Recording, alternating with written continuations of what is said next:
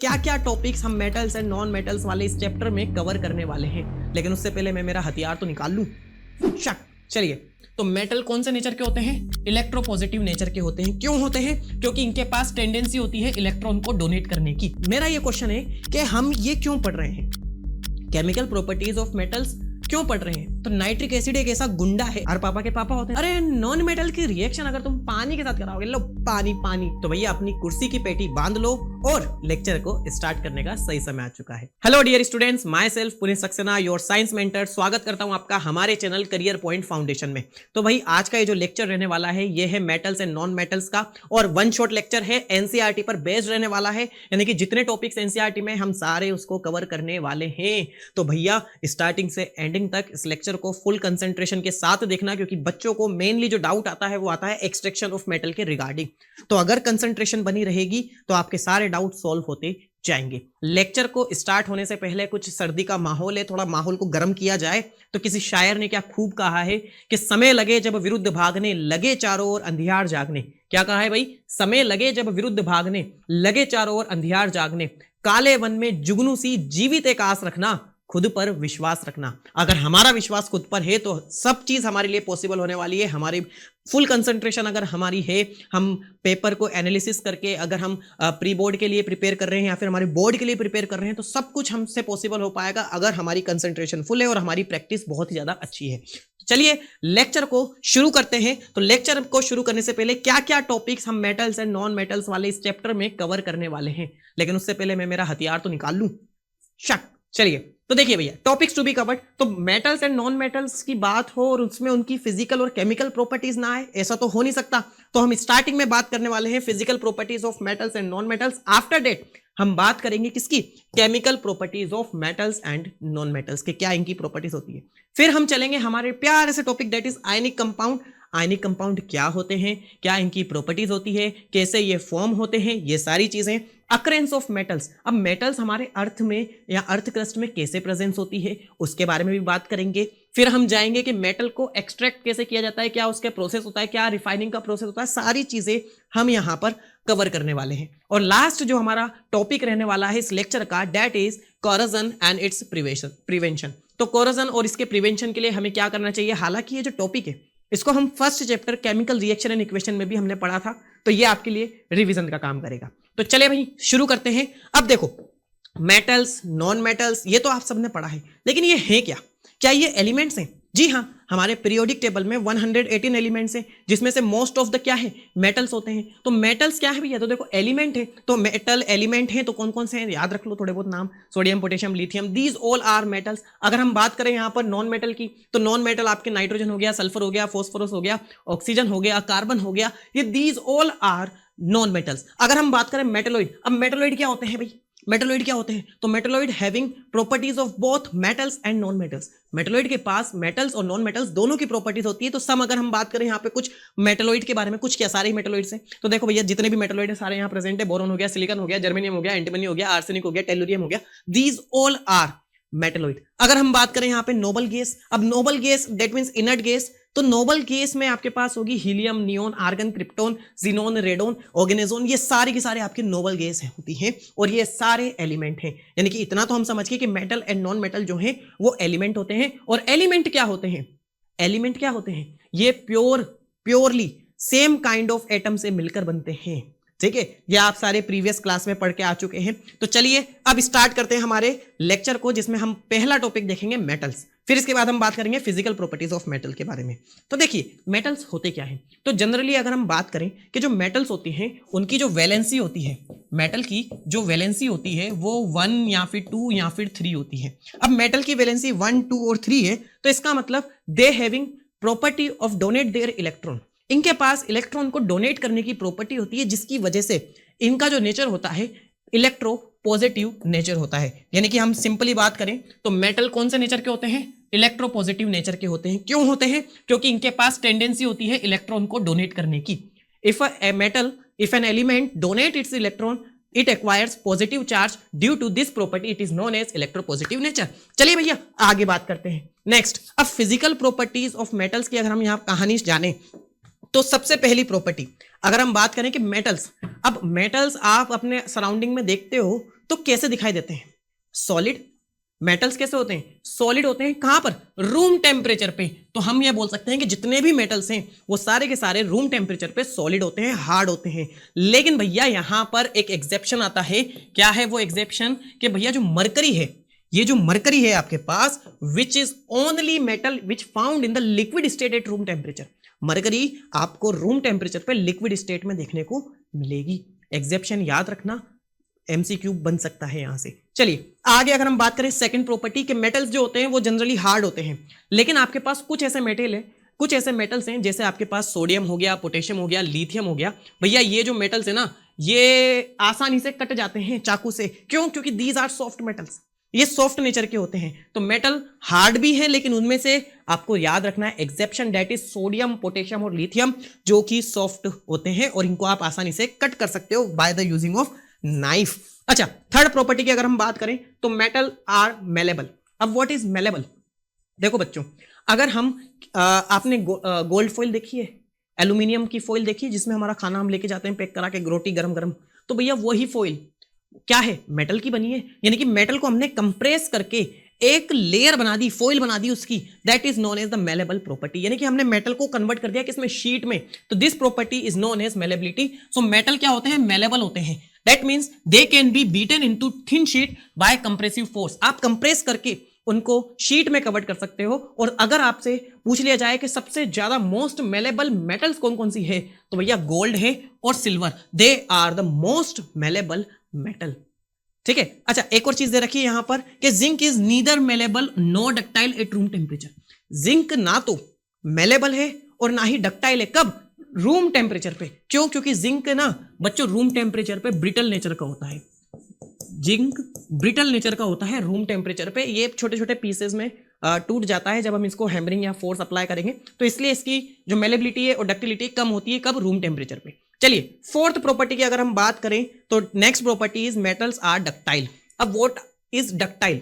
अरे भैया, जिस तरीके से तुमने कंप्रेसिव फोर्स लगाकर मेटल को शीट में कन्वर्ट किया था, शीट में कन्वर्ट किया था, यहां पर आपको मेटल पे टेंसाइल फोर्स लगाना है, खींचना है उसको, और उसके बाद क्या बनेंगे? क्या बनेंगे? वायर। तो मेटल की ऐसी प्रॉपर्टी जिसमें आप उनको वायर में कन्वर्ट कर दो, that is known as ductility या डक्टाइल प्रॉपर्टी। तो देखिए क्या है भैया? It means that metal can be drawn into wire by using tensile force. लगा दिया, तार बन गए, इलेक्ट्रिक वायर हमारे इसी के बनते हैं मेटल्स के। तो देखिए भैया, gold and silver are the most ductile metal.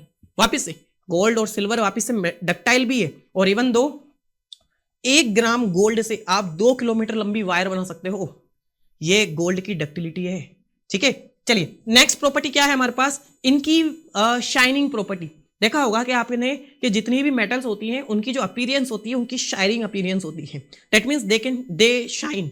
तो भैया शाइनिंग अपीयरेंस को हम यहां बोलते हैं लस्ट्रस प्रॉपर्टी। तो मेटल शाइन करती हैं। देखो, metal are lustrous and can be polished. बिल्कुल पॉलिश भी होती है, गोल्ड पॉलिश हम सब कराते हैं। ठीक है, हमारी मम्मी ज्वेलरी वाले के यहाँ जाके करवाती हैं। तो देखिए भैया, gold, silver and copper metals have high metallic lustre. इनके पास चमकने की ज्यादा प्रॉपर्टी होती है, दे कैन शाइन। अच्छा, नेक्स्ट प्रॉपर्टी अगर हम बात करें तो मेटल्स आर सोनोरस। ये इमेज देख के तो समझ ही गए होंगे भाई कि सोनोरस का मतलब है प्रोड्यूसिंग ऑफ साउंड। तो जब भी मेटल को बीट किया जाता है तो वहां पर एक रिंगिंग साउंड आता है, टन टन टन। That means they show the sonorous property. Next property की अगर हम बात करें तो नेक्स्ट प्रॉपर्टी हमारे पास क्या है कि मेटल्स जो होते हैं उनका melting point and boiling point high होता है। क्योंकि आपने देखा कि मेटल कैसे है? सॉलिड है। मेटल कैसे है? हार्ड है। अब अगर मेटल सॉलिड है, मेटल हार्ड है, तो हार्ड और सॉलिड होने का मतलब है 9th क्लास में वापस चलते हैं तो हमने पढ़ा था कि हार्ड और सॉलिड क्या होते हैं? सॉलिड के पार्टिकल आपस में एक दूसरे के पास कंजस्टेड होते हैं। ठीक है, इनके बीच में फोर्स ऑफ अट्रैक्शन ज्यादा होता है, जिसकी वजह से ये पार्टिकल दूर दूर जाने के लिए हमें ज्यादा एनर्जी देनी पड़ेगी। इसका मतलब जो मेटल्स होते हैं उनकी मेल्टिंग पॉइंट और बॉइलिंग पॉइंट हाई होगी, डेफिनेटली होगी। अब देखिए भैया, कुछ ऐसी मेटल है यहां पर हमारे पास, कुछ ऐसी मेटल है जिसमें हम यहां पे बोलेंगे गैलियम और सीजियम। गैलियम और सीजियम का जो मेल्टिंग पॉइंट होता है वो बहुत ही ज्यादा कम होता है, जिसको अगर आप अपनी हथेली पर रखोगे ना तो ये आसानी से मेल्ट हो जाएंगे हमारी बॉडी का टेम्परेचर गेन करके। तो देखिए भैया, gallium and caesium having low melting point due to which they melt in human palm, जिसकी वजह से ये हमारे हथेली पर आसानी से मेल्ट हो जाएंगे। नेक्स्ट, अब अगर हम बात करें कि सबसे हाईएस्ट मेटल में मेल्टिंग पॉइंट किसका होता है, तो भैया टंगस्टन। अब टंगस्टन का जो मेल्टिंग पॉइंट है वो समथिंग अराउंड 3400 डिग्री सेंटीग्रेड होता है और 3410 डिग्री सेंटीग्रेड होता है। तो यहां पर इसलिए इसका use as a filament bulb के अंदर किया जाता है। ठीक है, अब आगे अगर हम बात करें नेक्स्ट प्रॉपर्टी ऑफ मेटल की, अगर हम बात करें तो metals are good conductor of heat and electricity. So here we have a image, two images are present here. So first of all अगर हम यहाँ बात करें तो फर्स्ट एक्टिविटी में आपसे बोला गया है कि आपको एक मेटल की रोड लेनी है और उसके एक साइड को हीटअप करना है। अब जहां पे आप हीटअप करोगे तो यहां पर हीट तो फील होगी, धीरे धीरे धीरे धीरे धीरे धीरे जहां पर भी आपको हीट फील होने वाली है, इसका मतलब कि जो मेटल है वो हीट को कंडक्ट करते हैं। यस, मेटल हीट को कंडक्ट करते हैं, तो they are good conductor of heat. लेकिन अगर हम सेकंड इमेज के बारे में बात करें तो सेकंड इमेज हमसे ये कहती है कि मेटल जो है वो इलेक्ट्रिक करंट को भी कंडक्ट करते हैं। Is it right? यस। क्यों? क्योंकि हमने देखा कि हमारे घर में जितने भी वायर्स होते हैं वो सारे मेटल कॉपर वायर के हैं। अब यानी कि कुछ तो ऐसी बात है मेटल के अंदर कि इलेक्ट्रिसिटी कंडक्ट होती है, तो मेटल जो है वो गुड कंडक्टर होते हैं किसके? हीट के और इलेक्ट्रिसिटी के। अब अगर हम यहाँ बात करें कुछ फैक्ट के बारे में तो सिल्वर जो है ना बेटा, सिल्वर जो है वो सबसे ज्यादा बेस्ट कंडक्टर है इलेक्ट्रिसिटी का। ठीक है, सिल्वर सबसे ज्यादा बेस्ट कंडक्टर है इलेक्ट्रिसिटी का क्योंकि इसका रेजिस्टेंस कम होता है, जैसा कि आपने इलेक्ट्रिसिटी चैप्टर में पढ़ा होगा। Next, silver is the best conductor of heat. Yes. Next अगर हम बात करें लेड एंड मरकरी, अब यहां पर हमारे पास एग्जेप्शन आ गया, बॉक्स में बंद कर लेते हैं। Lead and mercury are the poor conductor of heat. ठीक है, बेचारा लेड और मरकरी जो है वो पुअर कंडक्टर होते हैं किसके? हीट के एंड लाइट इलेक्ट्रिसिटी ऑल्सो। चलिए आगे बात करते हैं हम। अब बात करेंगे नॉन मेटल्स की। हमने मेटल्स की प्रॉपर्टी देख ली, सारी प्रॉपर्टी देख ली। हार्ड होते हैं, सॉलिड होते हैं, melting point boiling point high होता है, इनकी मेटेलिक लस्टर होता है, मेलेबल होते हैं, डक्टाइल होते हैं और हीट और इलेक्ट्रिसिटी को कंडक्ट करते हैं। अरे भैया इतना सब कुछ हो गया तो नॉन मेटल्स में क्या करोगे? आगे नो लगाना है बस, तो नो लगाते जाओ, काम चलाते जाओ। अब मेरी बात सुनो, क्या हमने बात करी थी कि जो मेटल्स होते हैं ये इलेक्ट्रॉन को डोनेट करते हैं जिसकी वजह से इनका जो नेचर होता है इलेक्ट्रोपॉजिटिव होता है। अब यहां पर उसका जस्ट हम अपोजिट बोलेंगे कि नॉन मेटल के पास ऐसी टेंडेंसी होती है कि दे एक्वायर इलेक्ट्रॉन, इनको इलेक्ट्रॉन गेन करने पड़ते हैं। और अगर if a species accept the electron, उसका नेचर जो होगा वो कैसा होगा? इलेक्ट्रोनेगेटिव नेचर का होगा। और इलेक्ट्रोनेगेटिव नेचर के अगर हैं तो दे आर नॉन मेटल। क्या है भैया? क्योंकि इनके पास टेंडेंसी है किसको? इलेक्ट्रॉन को गेन करने की। क्लियर है? क्लियर है? ठीक है, तो non metals generally accept the electron whereas metals generally donate the electron. Generally नहीं, मतलब डोनेट ही करते हैं। ठीक है, चलो आगे नेक्स्ट। अब जिस तरीके से हमने मेटल्स की फिजिकल प्रॉपर्टी पढ़ी, अब जल्दी से हम नॉन मेटल की प्रॉपर्टीज भी देख लेते हैं। कौन सी? Physical property. देखो भैया जल्दी। तो मेटल्स, अब देखा था हमने कि मेटल्स जो है वो सॉलिड होते हैं रूम टेम्परेचर पे, लेकिन भैया नॉन मेटल जो हैं वो सॉलिड भी हो सकते हैं, लिक्विड भी हो सकते हैं, गैस भी हो सकते हैं। तो देखो भैया सॉलिड की अगर हम बात करें, कार्बन है, सल्फर है, फॉस्फोरस है, ये सॉलिड नॉन मेटल है। लिक्विड की अगर हम बात करें तो only bromine, bromine is the only non metal which found in the liquid state. और अगर हम बात करें गैसियस स्टेट में तो ऑक्सीजन है आपके पास, हाइड्रोजन है, नाइट्रोजन है, तो ये नॉन मेटल आपको गैसियस स्टेट में देखने को मिलेंगे। अगर हम बात करें second property that is non metals are soft, बिल्कुल जैसे कि मेटल्स हार्ड होते हैं, नॉन मेटल कैसे होते हैं? सॉफ्ट होते हैं। तो देखो अब नॉन मेटल सॉफ्ट होते हैं, समझ गए। लेकिन मेरे भाइयों यहां पर एक इमेज है किसकी? डायमंड की। Diamond is the hardest substance on the earth which occurring naturally. अब नेचुरली अकरिंग है डायमंड, ठीक है, लेकिन जब जांच की गई, जब टेस्ट किया गया तो ये तो नॉन मेटल से बना है, कार्बन से बना है और सबसे ज्यादा हार्डेस्ट सब्सटेंस है। तो diamond which is a hardest natural substance is a non metal. याद रहेगा? याद रहेगा? चलो आगे बढ़ते हैं। अब non metals do not have lustre.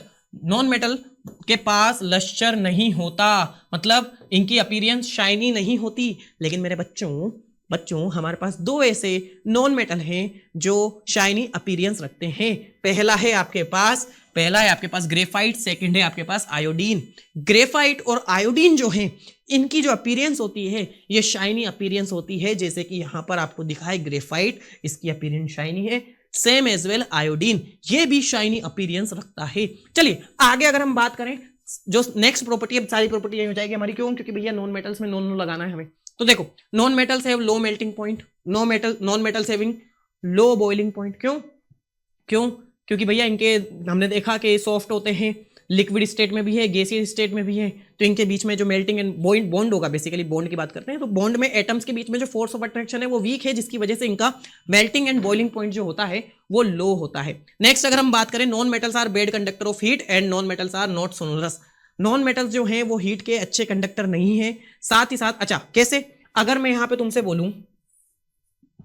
बोलूं कि ये एक प्लास्टिक की रोड है, ठीक है, ये एक प्लास्टिक की रोड है, यहां पर मैं इसको हीट अप कर रहा हूं, तो क्या यहां पर मेरे को गर्मी फील होगी? क्या यहां से यहां तक हीट जो है यहां का टेम्परेचर सेम होगा? नहीं होगा, ठीक है, क्यों नहीं? क्योंकि यहां पे ये बैड कंडक्टर है किसके? हीट के। अच्छा, आगे अगर हम बात करें तो non metals are not sonorous, non metals ringing sound produce नहीं करते जब हम इसको बीट करते हैं, याद रहेगा।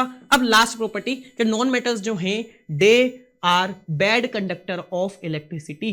अब नॉन मेटल्स जो बैड कंडक्टर होते हैं इलेक्ट्रिसिटी के, उसमें से एक धुरंधर ऐसा है graphite which is a good conductor of electricity. क्यों है? इसका कमेंट में आंसर दो।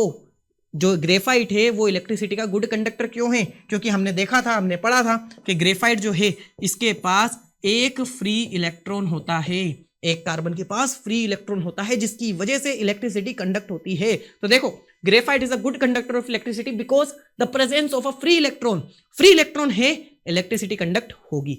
चलिए आगे बढ़ते हैं। तो हमने बेसिकली मेटल्स और नॉन मेटल्स की फिजिकल प्रॉपर्टीज की बात कर ली है। अब अगर हम यहां पे बात करें केमिकल प्रॉपर्टीज ऑफ मेटल्स, अब मेटल की केमिकल प्रॉपर्टीज के बारे में बात करेंगे और बिल्कुल समझ ही गए होंगे क्या क्या बातें होने वाली है। तो सबसे पहले क्या होता है जब मेटल को ऑक्सीजन की प्रेजेंस में बर्न करेंगे, ठीक है, यानी कि सिंपल सी मेटल के ऑक्साइड बनाएंगे। तो देखो भैया क्या है दे रखा है हमें यहाँ पे, क्या दे रखा है कि भाई मेटल और ऑक्सीजन मिलकर मेटल ऑक्साइड बनाते हैं। तो देखो भाई, देखो, क्या आपने मैग्नीशियम की रिएक्शन जब ऑक्सीजन के साथ करवाई थी तो क्या आपको मैग्नीशियम का ऑक्साइड मिला था? क्या आपको मैग्नीशियम का ऑक्साइड मिला था? बिल्कुल मिला था। अब देखो, मैग्नीशियम को बर्न किया ऑक्सीजन की प्रेजेंस में, मैग्नीशियम का ऑक्साइड मिला। सोडियम की रिएक्शन जब हम ऑक्सीजन की प्रेजेंस में कराएं भाई, तो क्या हमें सोडियम ऑक्साइड देखने को मिलेगा? क्या हमें सोडियम ऑक्साइड देखने को मिलेगा? क्या हमें सोडियम ऑक्साइड देखने को मिलेगा? जल्दी से बताइए। बिल्कुल मिलेगा, ठीक है। चलो आगे। अब देखो, क्या एसिड बेस वाले चैप्टर में हमने थोड़ी सी बात करी थी कि जो ऑक्साइड होते हैं मेटल के वो कौन से नेचर के होते हैं? Oxide of metal are basic nature के होते हैं, पक्का, ठीक है। मेटल के ऑक्साइड कौन से नेचर के? बेसिक नेचर के। चलो अब लेकिन बच्चों, कुछ हमारे पास ऐसे मेटल्स होते हैं जिनके अगर हम ऑक्साइड की बात करें तो वो एम्फोटेरिक नेचर के होते हैं। एम्फोटेरिक मींस जिनका नेचर एसिडिक भी होता है और बेसिक भी होता है, यानी कि दोनों के नेचर शो कर जाते हैं। अब यहाँ पे हमारे पास एम्फोटेरिक ऑक्साइड के कुछ एग्जांपल है, जैसे आपके पास है एल्यूमिनियम हो गया, अरे एल्यूमिनियम है, जिंक है, लेड है, टिन है, बेरिलियम है, these all metal forms amphoteric oxide. अब एम्फोटेरिक ऑक्साइड को ढंग से समझते हैं। देखो, अगर मैं तुमसे बात करूं कि तुम्हारे पास एल्यूमिनियम का ऑक्साइड है Al2O3, इसकी रिएक्शन अगर मैं एसिड के साथ करा रहा हूं, अब देखना प्रोडक्ट के ऊपर हमें कंसंट्रेट करना है कि प्रोडक्ट क्या क्या है। तो देखो, AlCl3 aluminium chloride which is a salt और रिलीज हुआ वाटर, है ना। अब मुझे ये बताओ कमेंट में कि एसिड की रिएक्शन किससे कराई जाए कि सॉल्ट और वाटर रिलीज हो? सिंपली बेस के साथ करवाओगे ना। तो बेस के साथ अगर हम इसकी रिएक्शन करा रहे हैं तो Al2O3 दैट मींस एल्यूमिनियम का ऑक्साइड यहां पे बिहेव कर रहा है बेस की तरह। लेकिन अगर हम स्विच करते हैं नेक्स्ट एग्जांपल पे जिसमें आपके पास एल्यूमिनियम का ही ऑक्साइड है, दिख रहा है, ठीक है, और एल्यूमिनियम की ऑक्साइड की रिएक्शन हम NaOH के साथ कराएंगे विच इज अ बेस। तो यहां पर भी आप प्रोडक्ट पे थोड़ा कंसंट्रेट करके बताइए मुझे क्या क्या फॉर्म हो रहा है। तो यहां पर आपको मिल रहा है NaAlO2 सोडियम एल्यूमिनेट, और ये जो है एक तरह का सॉल्ट है, और रिलीज क्या हो रहा है? वाटर रिलीज हो रहा है भाई, वाटर रिलीज हो रहा है। तो इन दिस केस ऐसा अगर मैं तुमसे बोलूं कि बेस की रिएक्शन हम किसके साथ कराएं कि आपके पास सॉल्ट आ जाए और वाटर आ जाए, तो तुम सिंपली बोलोगे सर किसके साथ कराया जाए? किसके साथ कराएं? एसिड के साथ। यानी कि यहां पर जो एल्यूमिनियम ऑक्साइड है ये बिहेव कर रहा है किसकी तरह? एसिड की तरह। तो यहां पर हमें पता लगा कि भैया कुछ ऑक्साइड तो मेटल के ऐसे होते हैं जो एसिड की तरह भी बिहेव करते हैं और बेस की तरह भी बिहेव करते हैं। लेकिन जनरली अगर हम बात करें तो मेटल के ऑक्साइड कौन से नेचर के होते हैं? बेसिक नेचर के होते हैं। इनको छोड़कर ये दोनों का नेचर शो करते हैं। चलिए आगे बात करते हैं। अब आपके पास एक प्रोसेस दे रखा है एनसीईआरटी में, क्या है भाई? एनोडाइजिंग। देखो, एनोडाइजिंग क्या है? एक प्रोसेस है जिसमें आप एक थिक लेयर बनाते हो किसकी? एल्यूमिनियम की। अब देखो, बेसिकली एल्यूमिनियम एटमॉस्फेयर में ऑक्सीजन के साथ रिएक्ट करके अपने ऊपर ऑक्साइड की लेयर बना लेता है जो उसको कोरोजन से प्रिवेंट करती है, ठीक है, उसको रस्ट कोरोजन से बचाएगी, उसको हार्म होने से बचाएगी, उसको डिनेचर्ड होने से बचाएगी। तो देखो aluminium develops a thin oxide layer when exposed to air, अपने ऊपर एक पतली सी लेयर बना लेता है ऑक्साइड की। This aluminium oxide coat makes it resistant to further corrosion, corrosion से बचाने वाली एक लेयर है एल्यूमिनियम के ऊपर, एल्यूमिनियम ऑक्साइड की basically. And the resistance can be improve further by making the oxide layer thicker. अगर बच्चों तुम्हें इस रेजिस्टेंस की पावर बढ़ानी है, यानी कि कोरोजन होने से और कम करना है, तो तुम इस लेयर को और ज्यादा मोटा कर दो, ठीक है। कैसे करेंगे? एनोडाइजिंग एक प्रोसेस की वजह से। तो देखो during anodising a clean aluminium article is made at anode and it is electrolysed with dilute sulphuric acid. अब क्या है, जब हम डाइल्यूट सल्फ्यूरिक एसिड की प्रेजेंस में एल्यूमिनियम की किसी भी ऑब्जेक्ट को एनोड पर रखकर एनोडाइज कराएंगे, तो ऑक्सीजन जो है सल्फ्यूरिक एसिड से निकलकर एनोड पर जाकर चिपकेगी और वहां पर ऑक्साइड की लेयर बन जाएगी। The oxygen gas evolve at the anode react with aluminium to make a thicker protective oxide layer and this oxide layer can be dyed easily to give aluminium article an attractive finish.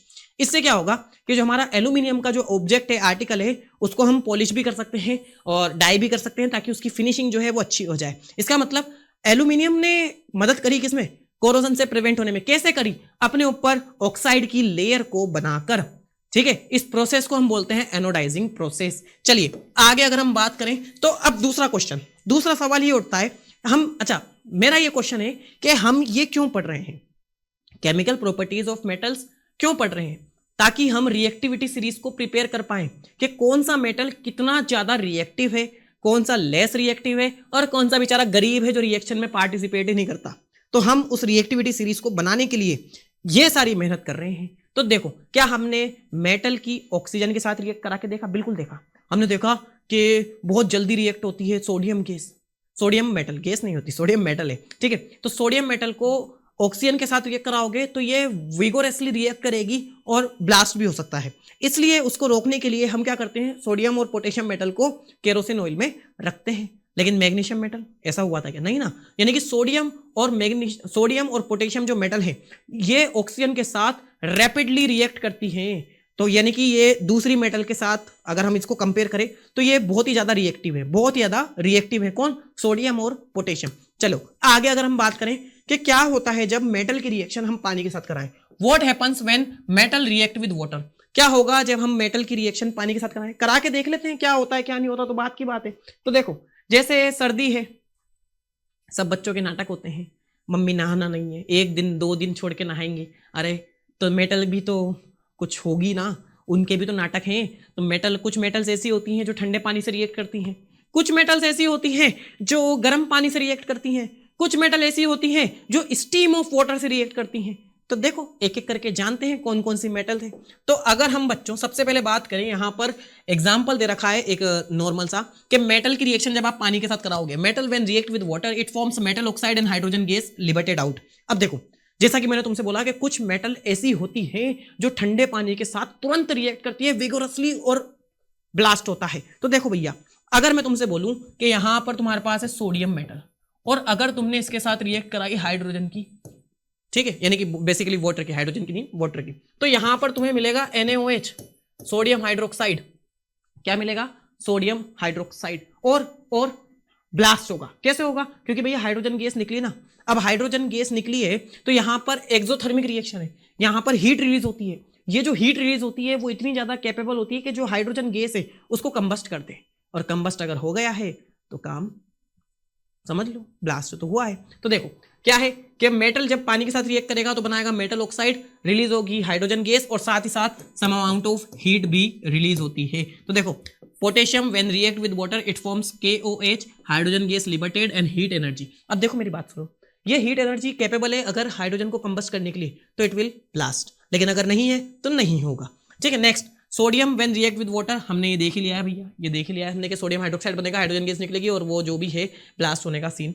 अगर हम बात करें calcium, अरे calcium भैया, calcium की reaction जब तुम किसके साथ करा रहे हो? पानी के साथ करा रहे हो, करवा दो। Calcium when react with water it forms calcium hydroxide and releases hydrogen gas. अब तुम यहाँ देखो, यहाँ पर हीट एनर्जी नहीं लिखा है। क्यों नहीं लिखा है? क्योंकि यहाँ पर जो हीट रिलीज होती है वो इतनी ज्यादा सफिशिएंट नहीं होती कि हाइड्रोजन जो है वो कैच कर ले फायर को, कंबस्ट हो जाए, नहीं होती। ठीक है, तो यहाँ पर थोड़ी सी हीट तो रिलीज होगी, लेकिन बच्चों यहाँ पर आग नहीं लगेगी, ब्लास्ट नहीं होगा। नेक्स्ट अगर हम बात करें एल्यूमिनियम की रिएक्शन, जब आप पानी से कराओगे तो एल्यूमिनियम का ऑक्साइड बनेगा, हाइड्रोजन गैस रिलीज होगी। फर्दर देखते जाओ, अब देखते जाओ, यहाँ पर एनर्जी एक्सोथर्मिक की जो रिएक्शन है वो धीरे धीरे लो होती जा रही है। फिर Fe ये अब मेरी बात सुने, अब मेरी बात गौर से सुने। क्या सुने? देखो सबसे पहले तो मैं इसको हटा देता हूँ, जनरली ये होता है। अब मेरी बात सुनो, क्या बोला था मैंने कि कुछ मेटल्स ऐसी होती हैं जो नॉर्मल ठंडे पानी से रिएक्ट करती हैं। कर लिया, किसने करा? इसने और इसने, और बेचारा कैल्शियम ने भी। लेकिन कुछ मेटल ऐसी होती हैं जो गर्म पानी से रिएक्ट करती हैं। तो गर्म पानी से कौन रिएक्ट करता है? मैग्नीशियम। मैग्नीशियम किसके साथ रिएक्ट करती है? हॉट वाटर के साथ। किसके साथ बच्चों? हॉट वाटर के साथ। जबकि जो आपका एल्यूमिनियम है, आपका आयरन है, जिंक है, ये स्टीम ऑफ वाटर के साथ रिएक्ट करता है। किसके साथ? स्टीम ऑफ वाटर के साथ रिएक्ट करता है और अपने अपने ऑक्साइड बनाता है। That is iron second and third oxide. That is iron second and third oxide. तो यहां पर ये देखा हमने। अच्छा, दूसरी चीज क्या दे रखी है कि मेटल ऑक्साइड को भी जब पानी में ऐड करोगे तो मेटल का हाइड्रोक्साइड मिलेगा।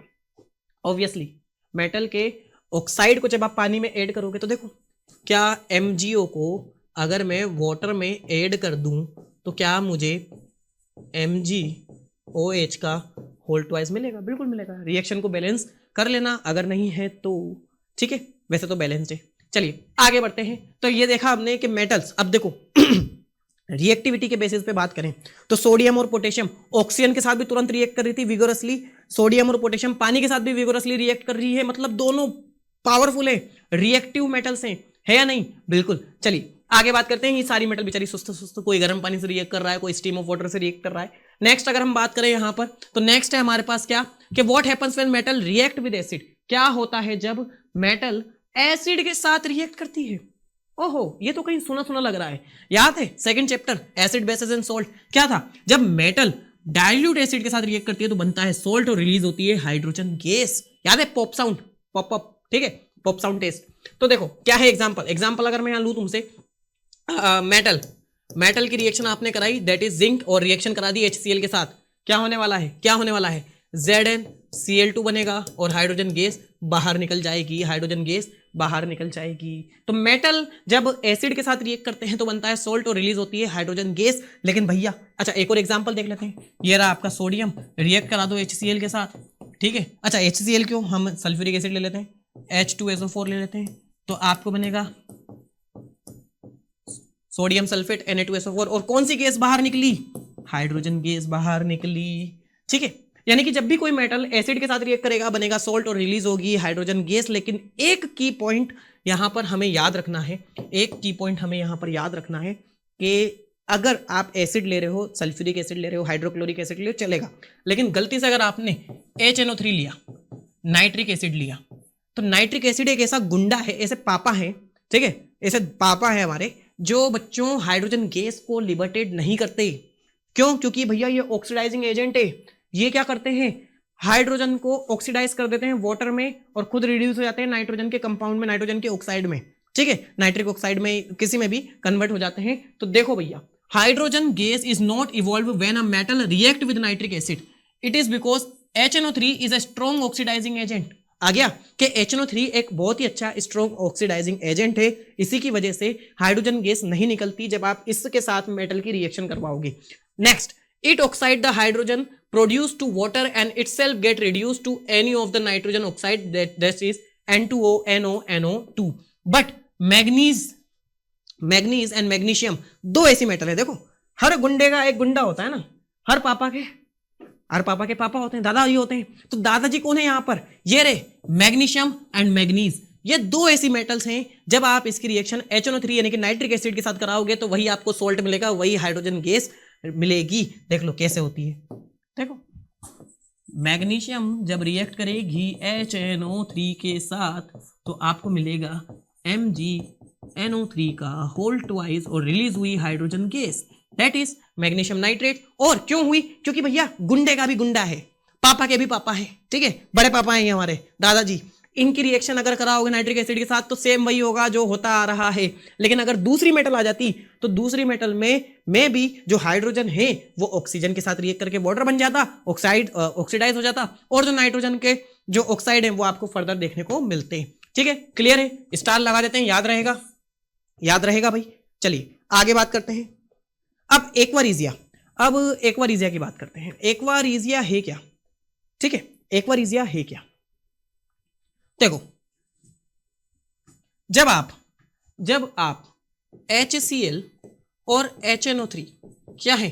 क्या ये दोनों बच्चों हमारे एसिड हैं? हाँ भाई, hydrochloric acid and nitric acid. जब आप इनको फिक्स्ड अमाउंट या फिक्स्ड रेशियो में ऐड करते हो, रेशियो क्या है?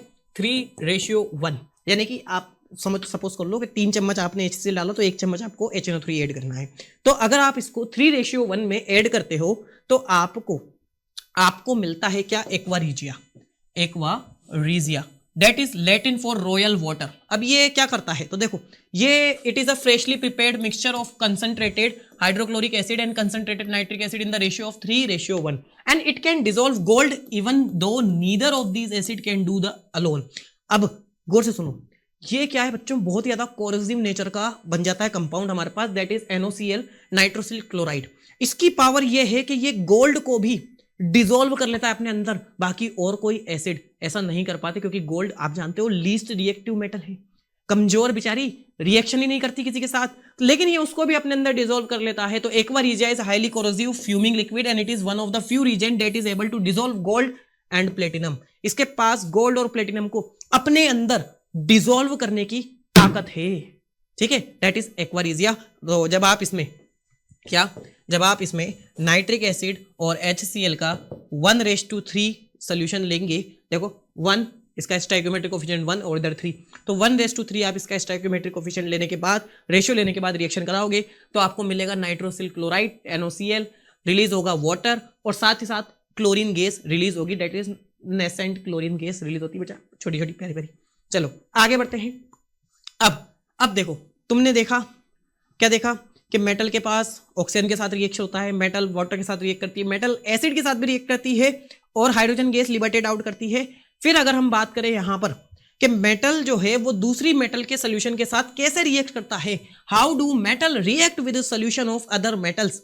तो देखो भैया, मेटल के सोल्ट, अब देखो metal A salt solution of B salt solution of A, अरे अरे अरे इतना नहीं देखना, डिस्प्लेसमेंट रिएक्शन याद है क्या थी? Most reactive metal can displace less reactive metal from its salt, बस वही याद रखना है। यहां पर एक एक्टिविटी दे रखी थी कि आपके पास एक कॉपर सल्फेट है, आपने उसको टेस्ट ट्यूब में लिया, उसके ऊपर आयरन की नेल लगा दी कुछ इस तरीके से, और उसके बाद थोड़े समय बाद आपने देखा कि जो सोल्यूशन है उसका कलर चेंज हो गया और साथ ही साथ कॉपर का कलर, मतलब कॉपर डिसअपेयर हो गया। मतलब कैसे हुआ? तो देखो, डिसअपेयर होने का मतलब कलर का, देखो क्या है, आपके पास Fe है, अब Fe की रिएक्शन आपने कराई कॉपर सल्फेट से, क्या ये कॉपर एक मेटल है? हाँ, ये मेटल का सोल्यूशन है या नहीं? है या नहीं? बिल्कुल है। तो सोल्यूशन ऑफ मेटल सोल्ट है और ये Fe है, तो देखो मेटल A कौन है? Fe, salt solution of B कौन है? CuSO4। अब दोनों की रिएक्शन हुई तो यहां पर Fe being more active than copper, लात मार के भगाता है कि चल निकल, और अपना बना लेता है FeSO4 फेरस सल्फेट और रिलीज होता है कॉपर, बेचारा copper, tata bye bye, tata bye bye. तो ये यहाँ पर एक्टिविटी आपको बता दी। और क्या ऐसी रिएक्शन हमने डिस्प्लेसमेंट में पढ़ी थी? बिल्कुल पढ़ी थी। मोस्ट पावरफुल मेटल, ठीक है, ज्यादा reactive, highly reactive metal less reactive metal को उसी के सॉल्ट के सोल्यूशन से भगा देगी, चलो निकलो टाटा। तो ये वही होता है। नेक्स्ट अगर हम बात करें तो हमने ये भी देख लिया, ठीक है, हमने ये भी देख लिया। आगे की तरफ चलते हैं तो हमें क्या मिली? एक रिएक्टिविटी सीरीज मिली। अब रिएक्टिविटी सीरीज किसके बेसिस पे आई? जितने सारे हमने यहाँ पे टेस्टिंग करी, ऑक्सीजन के साथ रिएक्शन कराई, पानी के साथ रिएक्शन कराई, कौन विगोरसली रिएक्ट कर रहा है, कौन धीरे कर रहा है, कौन स्टीम के साथ कर रहा है, कौन मेटल एसिड के साथ रिएक्ट कर रहा है, कौन नहीं कर रहा है। एक चीज याद रखिएगा कि silver, gold they do not, और copper they do not react with acid, क्योंकि ये बेचारे इतने कमजोर होते हैं कि ये हाइड्रोजन गैस को लिबरेटेड आउट नहीं कर सकते, इसलिए रिएक्शन नहीं शो करते, ये इनर्ट मेटल भी कहलाते हैं। अच्छा आगे बात करते हैं। फिर हमने देखा कि डिस्प्लेसमेंट रिएक्शन, वो तो हम पहले ही पढ़ के आए थे। अब हमारे पास आई है रिएक्टिविटी सीरीज, जिसको याद करने की ट्रिक है कि सबसे ऊपर जो है वो सबसे हाईली रिएक्टिव होंगे और नीचे जाते जाते रिएक्टिविटी डिक्रीज होती जाएगी, और नीचे आपको जो दिख रहा है गोल्ड वो लीस्ट रिएक्टिव है, इसके बाद प्लेटिनम भी आता है। तो देखो प्लीज स्टॉप, अरे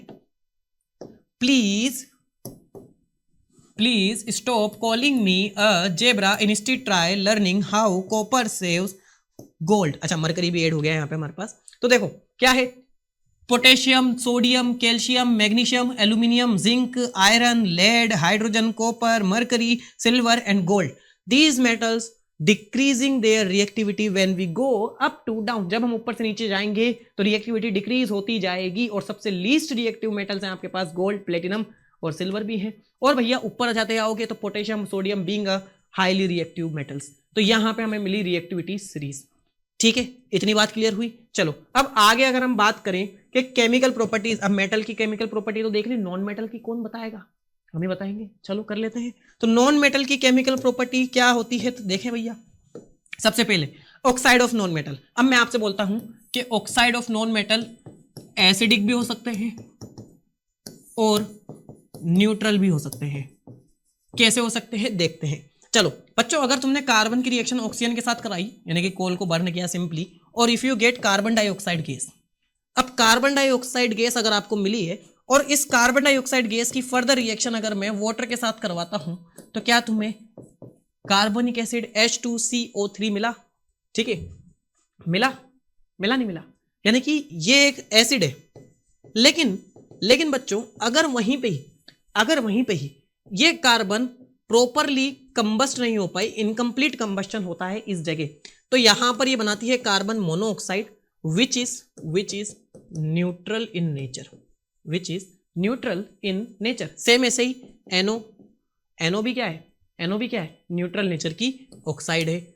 और अगर मैं बात करूं यहां पर सल्फर की, तो when sulphur react with oxygen it forms SO2, और जब हम इसकी रिएक्शन पानी के साथ कराएंगे तो आपको मिलेगा H2SO3, that is sulphurous acid, not sulphuric, sulphurous acid. और फर्दर अगर ये ऑक्सीडाइज होता है, एक और ऑक्सीजन इसके पास आएगा, तो H2SO4, that is known as sulphuric acid. तो सिंपली जनरल में मैं तुम्हें बताना चाह रहा हूं कि जो नॉन मेटल्स होते हैं उनके ऑक्साइड एसिडिक भी हो सकते हैं और न्यूट्रल भी हो सकते हैं। ठीक है, डिपेंड करता है किस वे में वो जा रहे हैं, क्या रिएक्शन उनकी हो रही है। तो कार्बन डाइऑक्साइड अगर बन रही है तो एसिडिक ऑक्साइड है, हाइड्रोक्लोरिक कार्बनिक एसिड आपको देखने को मिलेगा, और सल्फर की रिएक्शन में सल्फ्यूरस एसिड, और फर्दर ऑक्सीडाइज के बाद सल्फ्यूरिक एसिड आपको देखने को मिलेगा। डन। अच्छा आगे बढ़ते हैं हम। What happens when non metals react with water? अरे नॉन मेटल की रिएक्शन अगर तुम पानी के साथ कराओगे, लो पानी, ठीक है, पानी दे दो भाई पानी, तो क्या होता है? बहुत सोचने का विषय है ना। ठीक है, it is a matter of thinking. No, लिखते हैं यहां पर, non metals do not react with, बड़ा लिख रहे हैं हम, water। नॉन मेटल पानी के साथ रिएक्ट नहीं करती है। Non metals do not react with water. ठीक है, काम खत्म, इतना सा हमारा काम खत्म। नेक्स्ट अगर हम बात करें, what happens when non metal react with acid? क्या होगा जब नॉन मेटल की रिएक्शन आप एसिड के साथ कराओगे? अब पहली चीज तो एसिड के साथ रिएक्शन कराने के लिए तुम्हें याद होना चाहिए कि एसिड मेटल के साथ रिएक्शन कर रहे थे तो हाइड्रोजन गैस को दे रहे थे, इवॉल्व कर रहे थे, बाहर निकाल रहे थे, लेकिन दे आर नॉट कैपेबल, बेचारे तो पहले ही कमजोर हैं, तो दे do not react with acids. क्यों नहीं करते? बिकॉज इनकी कैपेबिलिटी नहीं है कि ये डिस्प्लेस करें हाइड्रोजन को। दे आर नॉट एबल, लिख देते हैं यहां पर, they are not able to displace hydrogen. ठीक है, ये हाइड्रोजन को डिस्प्लेस नहीं कर सकते, कमजोर हैं बेचारे। ठीक है, तो यहां पर ये रिएक्शन भी नहीं होती है। नेक्स्ट, अब हमारा मेन मुद्दा आयनिक कंपाउंड। बहुत हो गया हमारा मेटल्स नॉन मेटल्स की physical chemical property. Ionic compound के बारे में पढ़ते हैं ना, कि आयनिक कंपाउंड है क्या। बोर तो नहीं हो रहे ना, मजा आ रहा है। चलो, वैसे भी मुझे पता है कि तुम 2x पे देख रहे होंगे लेक्चर को, तो जल्दी चल रहा होगा सब कुछ। ठीक है, मैं भी यही करता था। तो आयनिक कंपाउंड बेसिकली इसको देखने से पहले अब हम बात कर लेते हैं कि हमने स्टार्टिंग में जो बात करी थी, क्या वो सही है, क्या वो वैलिड है, कि मेटल्स जो होते हैं वो इलेक्ट्रॉन डोनेट करते हैं और नॉन मेटल इलेक्ट्रॉन को एक्सेप्ट करते हैं। तो देखो सोडियम, अब सोडियम का इलेक्ट्रॉनिक कॉन्फ़िगरेशन क्या होता है? 2,8,1 होता है बच्चों। अब इसको अगर स्टेबिलिटी चाहिए तो क्या ये एक इलेक्ट्रॉन को डोनेट करता है? बिल्कुल करेगा। लो, सोडियम भैया ने एक इलेक्ट्रॉन लूज किया, ऑक्टेट कंप्लीट 2,8। अब एक इलेक्ट्रॉन अगर चला गया तो सोडियम ने जितने इलेक्ट्रॉन दिए उतना पॉजिटिव आ जाएगा। एक आ गया क्या? बिल्कुल आ गया। ठीक है, तो यहां पर क्या, यहां पर सोडियम के ऊपर आयन आया, क्या सोडियम ने आयन का फॉर्मेशन किया? बिल्कुल किया। अब दूसरी चीज क्लोरीन की बात करते हैं। Chlorine electronic configuration 2,8,7। अब देखो इसको अपने ऑक्टेट के लिए एक इलेक्ट्रॉन को एक्सेप्ट करना है। ये इलेक्ट्रॉन कहां से एक्सेप्ट करेगा? कहां से? अरे ये घूम रहा है इलेक्ट्रॉन। तो ये देखो बच्चों, क्लोरीन एक इलेक्ट्रॉन को एक्सेप्ट करता है और इसका ऑक्टेट कंप्लीट हो जाता है। अब इसने एक इलेक्ट्रॉन को एक्सेप्ट किया है, ड्यू टू विच इसके ऊपर एक नेगेटिव का चार्ज आ जाता है। तो यहां पर क्लोरीन का भी आयन बनाया, यहां पर सोडियम ने भी आयन बनाया। फर्दर दोनों मिलकर Na+Cl- मिलकर बना लेंगे क्या? Ionic compound, that is NaCl। बात समझ में आ रही है? बात समझ में आ रही है कि ऐसे कंपाउंड जो आयन की मदद से बने हैं, आयन की बॉन्डिंग से बने हैं, आयन के यूज से बने हैं, इनके बीच में आयनिक बॉन्ड होता है, अब उन्हें हम क्या बोलेंगे? Ionic compound. तो देखो अब यहां पर मेरी बात सुनो, जो इलेक्ट्रॉन को डोनेट कर रहा है वो है मेटल, जो इलेक्ट्रॉन को एक्सेप्ट कर रहा है which is chlorine, which is a non metal. अब इलेक्ट्रॉन को एक्सेप्ट करने वाला नॉन मेटल, इलेक्ट्रॉन को डोनेट करने वाला मेटल। तो क्या ये टॉपिक इससे रिलेटेड है कि how do metals and non metals react with each other? They react with each other to form a ionic compound. ये आयनिक कंपाउंड बनाते हैं, इलेक्ट्रॉन को डोनेट करते हैं, इलेक्ट्रॉन को गेन करने की वजह से क्या बन रहा है? आयनिक कंपाउंड बन रहा है। और फर्दर यहां पर यही कहानी सुनाई गई है। देखो कैसे, सोडियम दिख रहा है, इस सोडियम ने अपने एक इलेक्ट्रॉन को दान किया इधर, ठीक है, क्लोरीन के 7 वाले अपने शेल में, M शेल में। फिर भाई साहब सोडियम के ऊपर आया पॉजिटिव चार्ज, क्लोरीन के ऊपर आया नेगेटिव चार्ज, दोनों के बीच में आयनिक बॉन्डिंग हुई और sodium chloride which is ionic compound formed. चलो अब इतनी कहानी क्लियर है, इतनी कहानी क्लियर है, ठीक है। अब आयनिक कंपाउंड देखो, क्या इनके बीच में इलेक्ट्रोस्टैटिक फोर्स होगा? बिल्कुल होगा, चार्ज की वजह से बना है, इलेक्ट्रोस्टैटिक फोर्स ज्यादा है, ठीक है। फोर्स ऑफ अट्रैक्शन भी बढ़िया शानदार होने वाला है। तो देखो यहां पर कुछ टेस्ट किए गए, कुछ एक्टिविटी है आपकी बुक में, जिसमें यहां पर आयनिक कंपाउंड को रखा गया स्पेचुला पे और उसको गर्म किया गया। अब गर्म करने पर यहां पर उनका मेल्टिंग पॉइंट क्या क्या निकाला, यहां पर हमने यहां पर फाइंड क्या किया गया? मेल्टिंग पॉइंट डिस्कस करने के लिए और बॉइलिंग पॉइंट डिस्कस करने के लिए। किनका? आयनिक कंपाउंड का। तो यहां पर हमें पता चला कि मेल्टिंग एंड बॉइलिंग पॉइंट जो होते हैं आयनिक कंपाउंड के, वो बहुत ही ज्यादा हाई होते हैं। Ionic compound having high melting and boiling point, ठीक है। सेम इधर अगर दूसरी चीज देखी गई कि क्या आयनिक कंपाउंड इलेक्ट्रिसिटी को कंडक्ट करते हैं, तो यहां पर पानी के अंदर नमक डाला और नमक का सोल्यूशन रेडी किया और इलेक्ट्रोड लगाकर बढ़िया से इलेक्ट्रोलाइसिस का प्रोसेस कराया गया, इलेक्ट्रिसिटी जनरेट हुई, बल्ब ग्लो हुआ, जो हमें बताता है कि यहां पर जो आयनिक कंपाउंड होते हैं, आयनिक कंपाउंड क्या करते हैं? कंडक्ट करते हैं किसको? इलेक्ट्रिसिटी को। They conduct electricity. Ionic compound जो है इलेक्ट्रिसिटी को कंडक्ट करते हैं। तो देखो क्या क्या प्रॉपर्टीज है आयनिक कंपाउंड की, बात कर लेते हैं one by one. Physical nature. अब देखो तुमने आयनिक कंपाउंड देखा, सॉल्ट देखा होगा ना, तो क्या वो नमक लिक्विड स्टेट में था? नहीं ना, सॉलिड क्रिस्टलिन फॉर्म में। तो देखो ionic compound are solid and are somewhat hard because of the strong force of attraction between the positive and the negative ions. Positive और नेगेटिव आयन होने की वजह से ये जो कंपाउंड है इनका फिजिकल नेचर सॉलिड होता है, ठीक है। नेक्स्ट प्रॉपर्टी की अगर हम बात करें, मेल्टिंग एंड बॉइलिंग पॉइंट, बता दिया भाइयों, मेल्टिंग एंड बॉइलिंग पॉइंट जो होता है आयनिक कंपाउंड का, क्या होता है? हाई मेल्टिंग पॉइंट होता है, हाई बॉइलिंग पॉइंट होता है। क्यों है? क्योंकि ज्यादा अच्छा फोर्स ऑफ अट्रैक्शन है बीच में, इलेक्ट्रोस्टैटिक। Next solubility. अब देखो तुमने नमक को पानी में डिसॉल्व करा है, बिल्कुल करा होगा ना, तो बढ़िया सा मिक्स हो जाता है, यूनिफॉर्म सोल्यूशन बन जाता है, सैचुरेटेड। लेकिन अगर उसी नमक को तुम पेट्रोल, केरोसिन ऑयल या तुम्हारे वेजिटेबल ऑयल में ऐड करके देखो, होता है क्या? नहीं होता ना। यानी कि जो सोल्यूबिलिटी है किसकी? आयनिक कंपाउंड की। तो electrovalent compound are generally soluble in water and insoluble in solvent such as kerosene and petrol. अब बेसिकली यहां पर बात की गई है आपके कि ऐसे कंपाउंड जो पोलर नेचर के होते हैं वो पोलर में ही ऐड होंगे, डिसॉल्व होंगे, और नॉन पोलर में ही डिसॉल्व नहीं होंगे। तो water is a polar solvent where is kerosene and petrol are non polar solvent. तो इनके अंदर जो आपके आयनिक कंपाउंड है they do not dissolve, simply, ठीक है। नेक्स्ट अगर हम बात करें कंडक्शन ऑफ इलेक्ट्रिसिटी, अभी देखा कि आयनिक कंपाउंड के अंदर चार्ज होते हैं, being a charge negative and positive they conduct electricity. तो देखो the conduction of electricity through a solution involve a movement of charge particle. Charge particle है सोल्यूशन के अंदर, तो वहां पर चार्ज पार्टिकल यानी कि आयनायन एंड कैटायन जो भी है उनका मूवमेंट होगा, जिसकी वजह से इलेक्ट्रिसिटी कंडक्ट होने वाली है। And a solution of ionic compound in water contains ion which move to the opposite electrode when electricity is passed through the solution. बिल्कुल पॉजिटिव चार्ज हमारा जाएगा किधर की तरफ जाएगा, कैथोड की तरफ, और जो नेगेटिव चार्ज है एनोड की तरफ मूव करेगा। तो यहीं पे काम चल रहा है हमारा। चलिए आगे अगर हम बात करें, अब मेन टॉपिक, ठीक है, अब तक जो हमने पढ़ा, क्या क्या पढ़ लिया हमने सबसे पहले टॉपिक में देखा था फिजिकल प्रॉपर्टीज ऑफ मेटल्स की, नॉन मेटल्स की, chemical property of metal, non metal देख लिया, आयनिक कंपाउंड देख लिया। अब हमें बात करनी है मेटलर्जी की, और बेसिकली ये जो टॉपिक है मेटलर्जी का है। अकरेंस ऑफ मेटल्स हमारा टॉपिक आ चुका है कि मेटल कैसे अकर होती है। तो देखो भैया शुरू करते हैं। तो देखो अकरेंस ऑफ मेटल, अगर मैं तुमसे कहूं कि जो हमारा अर्थ क्रस्ट है is a major source of metals, जहां पर हमें मिनरल्स मिलते हैं, तो देखिए भैया earth crust is a major source of metals. Sea water also contain some soluble salt such as sodium chloride, magnesium chloride and other calcium chloride also. तो basically देखा जाए तो अर्थ क्रस्ट आपका मेजर सोर्स है जहां पर आपको metals मिलेगी, लेकिन कुछ मेटल्स अपने सॉल्ट की फॉर्मेशन में सी में भी प्रेजेंट होती है, लाइक सोडियम क्लोराइड हो गया, मैग्नीशियम क्लोराइड हो गया, कैल्शियम क्लोराइड हो गया, ETC।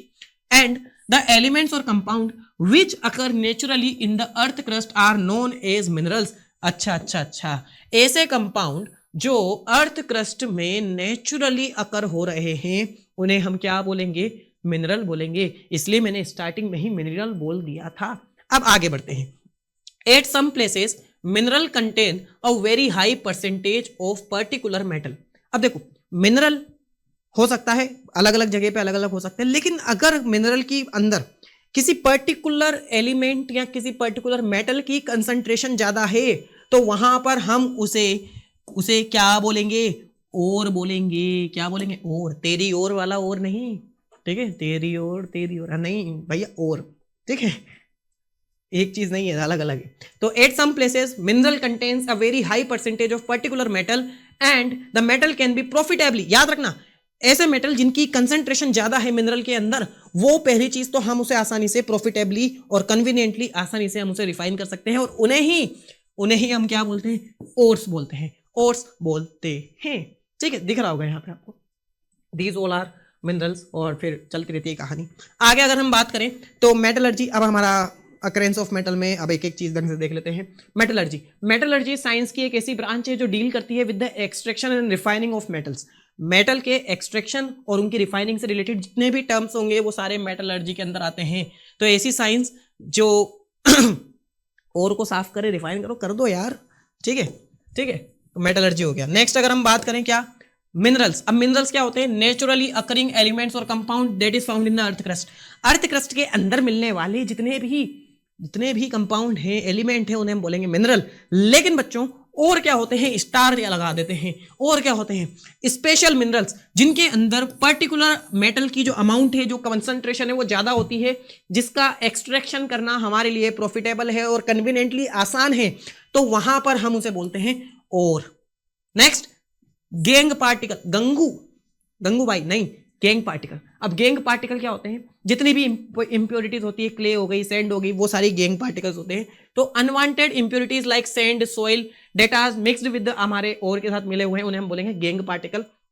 और एनरिचमेंट ऑफ और कंसंट्रेशन। अब देखो जितने भी गैंग पार्टिकल है इनको हटाना, जितनी भी इंप्योरिटीज है इनको हटाना की जो प्रोसेस होती है उसको हम नाम देते हैं एनरिचमेंट ऑफ और, या फिर कंसंट्रेशन ऑफ और, या फिर ड्रेसिंग ऑफ और। मैंने 3 नाम ले दिए, एनरिचमेंट, कंसंट्रेशन या फिर ड्रेसिंग ऑफ और। ये तीनों ही आपको बताते हैं कि आपको गैंग को रिमूव करना है, वो गंदी गैंग को हटाना है। ठीक है, गैंग हटाओ, तुम्हारा काम चल जाएगा। तो देखो आगे अगर हम कहानी देखें, अब जस्ट अ मिनट, पानी पी लूं, थक गया हूं बोलते बोलते।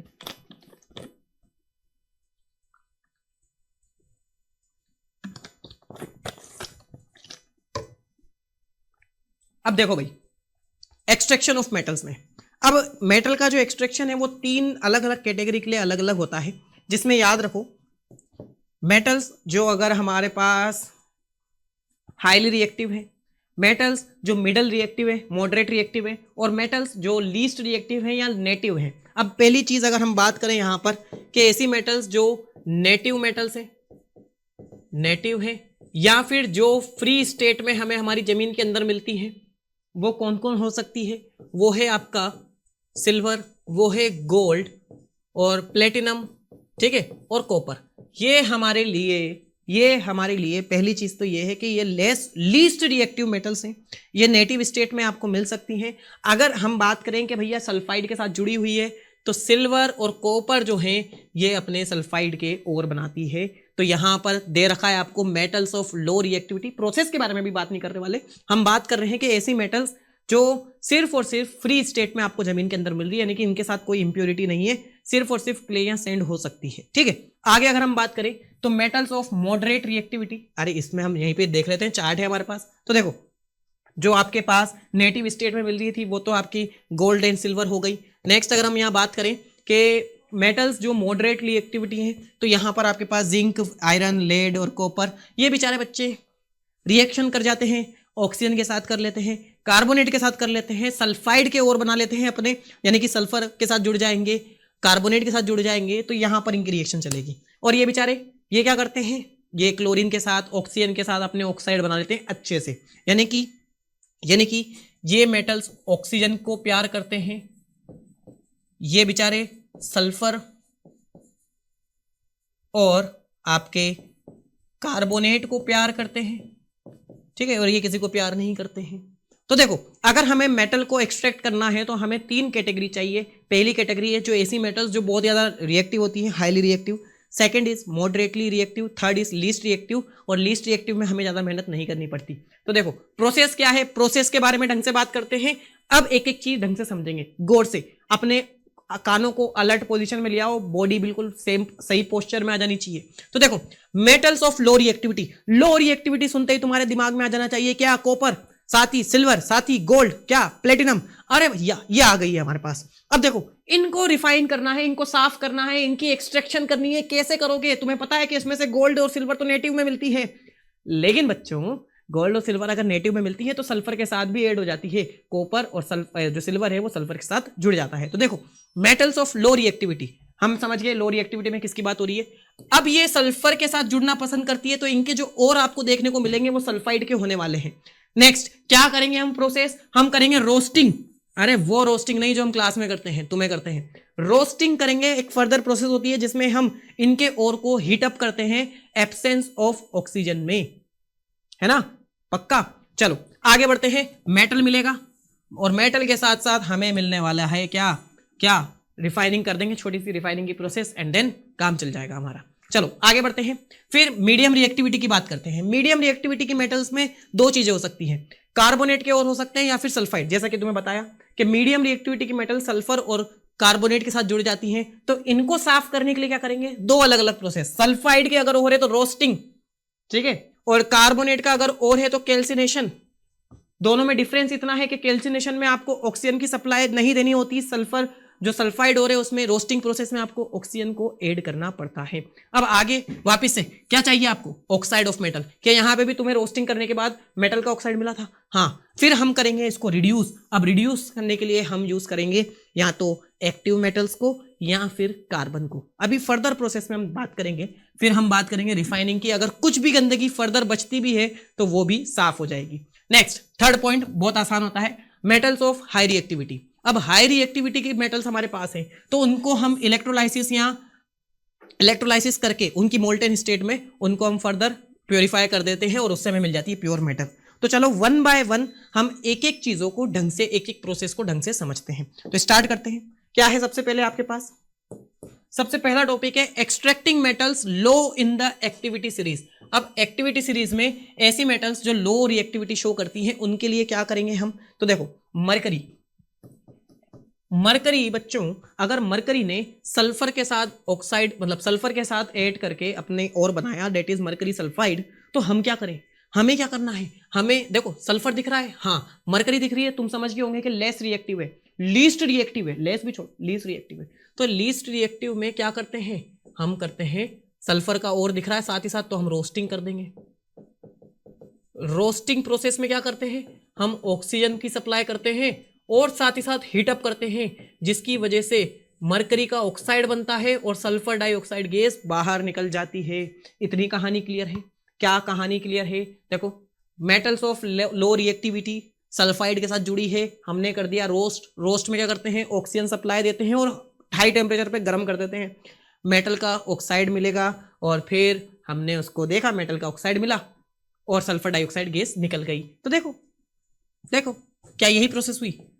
मरकरी सल्फाइड ऑक्सीजन के साथ रोस्ट किया, हीट रिलीज, हीट की भी दी, फिर मरकरी का ऑक्साइड और सल्फर डाइऑक्साइड गैस निकल गई। फर्दर अब अगर हम इस हाइड्रोजन मतलब मरकरी के ऑक्साइड को, ठीक है, मरकरी ऑक्साइड को फिर से अगर हम हीट करेंगे तो हीट करने पर ऑक्सीजन गैस बच गई और प्योर मेटल आपको देखने को मिला, नहीं मिला? मिला। सेकंड प्रोसेस क्या है? Copper sulphide. ठीक है, कॉपर सल्फाइड की रिएक्शन जब आप ऑक्सीजन से करा रहे हो और बेसिकली सल्फाइड है तो रोस्टिंग हो रही है, रोस्टिंग में ऑक्सीजन देनी पड़ती है और हीट अप दिया तो आपको मिला कॉपर का ऑक्साइड और सल्फर डाइऑक्साइड गैस रिलीज हो गई। अब यहां पर बच्चों एक चीज हो रही है कि ये जो कॉपर का ऑक्साइड है, ये जो कॉपर का ऑक्साइड है, बची हुई कॉपर के सल्फाइड को, कॉपर सल्फाइड पाइराइट को क्या कर रहा है? क्या कर रहा है? रिड्यूस कर रहा है। तो देखो कॉपर मेटल मिली और सल्फर डाइऑक्साइड गैस निकल गई। इस प्रोसेस को हम बोलते हैं सेल्फ रिडक्शन। अच्छा बच्चों, रिडक्शन क्या होता है? जिसमें ऑक्सीजन का रिमूवल होता है। चेक करो क्या यहां से ऑक्सीजन का रिमूवल हुआ? डेफिनेटली हुआ। तो यहां पर कॉपर खुद ही अपने आप को रिड्यूस करवा रहा है। इस प्रोसेस को हम बोलते हैं सेल्फ रिडक्शन और आपको मिलती है प्योर मेटल और रिलीज हो गई सल्फर डाइऑक्साइड गैस। कोई दिमाग में कुछ बचा और कुछ? क्या है? प्रोसेस को फॉलो करेंगे। क्या प्रोसेस था? क्या प्रोसेस था? लो रिएक्टिविटी जो वाली मेटल्स थी उनको हमने देखा तो उनका जो ओर था वो सल्फाइड ओर था। अरे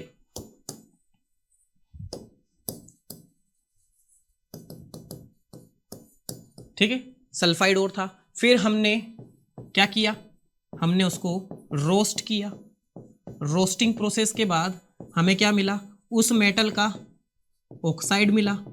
उस मेटल के ऑक्साइड को हमने रिड्यूस कराया, सेल्फली रिड्यूस हो गया और उसके बाद आपको मिला प्योर मेटल। अब अगर इस मेटल में भी कुछ गंदगी रह रही है तो हम उसको रिफाइनिंग के प्रोसेस के थ्रू हटा सकते हैं, नो डाउट हटा सकते हैं। ठीक है, चलो आगे बात करते हैं। नेक्स्ट हमारे पास है extracting of metals in the middle of the activity series. Activity series के मिडल में आने वाली यानी कि मॉडरेट एक्टिव मेटल्स जो है, रिएक्टिव मेटल्स जो है, उनके बारे में बात हो रही है। अब उनके लिए आपको क्या करना है? तो देखो क्या पढ़ा था, अगर हम बात करें मॉडरेट में तो दो चीजें हो सकती है, या तो उनके और होंगे कार्बोनेट के या फिर उनके और होंगे सल्फाइड के। अब अगर कार्बोनेट के हैं तो हमें कैल्सिनेशन पे जाना पड़ेगा, जहां पर ऑक्सीजन की सप्लाई बंद करो और हीटअप ज्यादा करो। तो हीटअप करते ही कार्बोनेट कन्वर्ट हो जाएगा कार्बन डाइऑक्साइड गैस में, रिलीज हो गई और मेटल का ऑक्साइड आपको देखने को मिलेगा। इधर अगर हम बात करें तो सेम वही प्रोसेस जो हम इधर करके आए हैं वही चलेगा। तो देखते जाओ। देखो क्या है, रोस्टिंग और कैल्सिनेशन, दोनों एग्जांपल आपको दे रखे हैं। यहां पर आपके पास है जिंक सल्फाइड, ठीक है, जिंक ब्लेंड ZnS सल्फाइड का और है। अब सल्फाइड का अगर और है तो हमें करनी पड़ेगी रोस्टिंग के लिए आपको देना पड़ता है ऑक्सीजन और हीट। तो देखो जिंक सल्फाइड, ऑक्सीजन और हीट मिल गई। अब क्या होगा? मेटल कन्वर्ट हो जाएगी उसके ऑक्साइड में, मेटल ऑक्साइड, जिंक ऑक्साइड बन गया। अब जिंक ऑक्साइड और बना है तो साथ में कौन सी गैस निकली? Sulphur dioxide. Sulphur basically release हुआ है, बाहर निकला है तो ऑक्सीजन के साथ रिएक्ट करके। Process clear?